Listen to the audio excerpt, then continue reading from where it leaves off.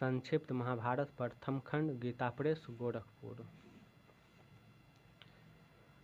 पूरा महाभारत में जन्मेजय पूछते हैं वैशंपायन जी से और वैशंपायन जी बताते हैं जन्मेजय को ये सब।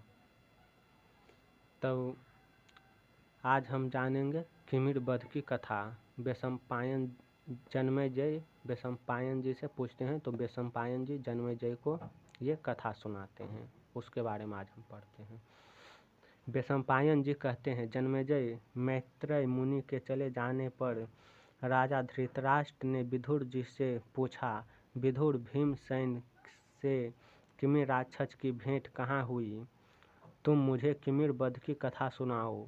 विदुर जी ने कहा, राजन, पांडवों के सभी काम अलौकिक हैं, मुझे तो बार बार उन्हें सुनने का अवसर मिलता है। राजन, जिस समय पांडव जुए में हारकर वनवास के लिए हस्तिनापुर से रवाना हुए, उस समय लगातार 3 दिन तक चलते ही रहे। जिस मार्ग से वे काम्यक वन में प्रवेश करना चाहते थे, आधी रात के समय उस मार्ग को रोककर किमिर राक्षस खड़ा हो गया। वह हाथ में जलती हुई लूक लिए हुए था, भुजा लंबी थी और दाढ़ें भयंकर, आंखें लाल लाल, सिर के खड़े खड़े बाल मानो आग की लपटें हों। वह कभी तरह तरह की माया फैलाता तो कभी बादलों की तरह गरजता। उसके गर्जना से सारे वन पशु भयभीत होकर खलबला उठे। आंधी चलने लगी, धूल से आकाश आच्छादित हो गया। द्रौपदी तो उसके दर्शन मात्र से बेहोश सी हो गई।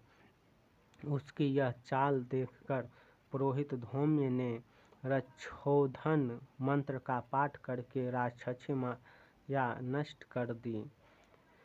उसी समय किमिर राक्षस भयावने वेश में पांडव के सामने आकर खड़ा हो गया।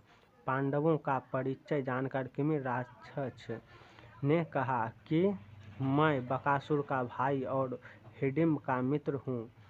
इसी भीमसेन ने उसको मारा है, इसलिए आज अच्छा अवसर मिला, इसे मैं अभी नष्ट किए डालता हूँ। उसी समय भीमसेन ने एक बड़ा पेड़ उखाड़ा और उसके पत्ते तोड़ ताड़ कर फेंक दिया। भीमसेन ने दृढ़ता के साथ लंगोट कसकर वृक्ष को उठाया और राक्षस के सिर पर दे मारा, परंतु इससे राक्षस को कोई घबराहट नहीं हुई। राक्षस ने उनके ऊपर एक जलती हुई लकड़ी फेंकी, परंतु भीमसेन ने पैर से मारकर अपने को बचा लिया। इसके बाद दोनों में भयंकर वृक्ष युद्ध हुआ, जिससे आसपास के बहुत से वृक्ष नष्ट हो गए। भीमसेन ने हाथी के समान झपटकर राक्षस को अपनी बाह में बांध लिया। अवश्य, परंतु वह जोर करके निकल गया। यहाँ पर दोनों में वृक्ष युद्ध होता है, भीमसेन और किमिर राक्षस में।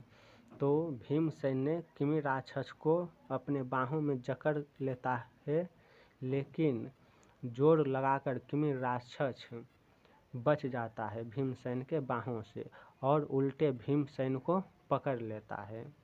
तदंतर बलवान भीमसेन ने उसको जमीन पर गिरा दिया और उसकी कमर घुटनों से दबा कर गला घोंट दिया।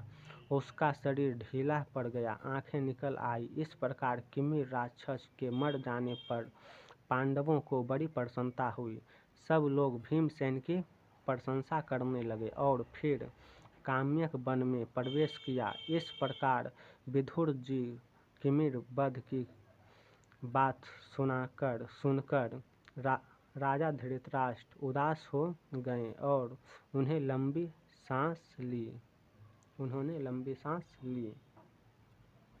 यहाँ पर क्या होता है, विदुर ने सुनाता है धृतराष्ट्र को ये कहानी किमी राक्षस और भीमसेन की कहानी।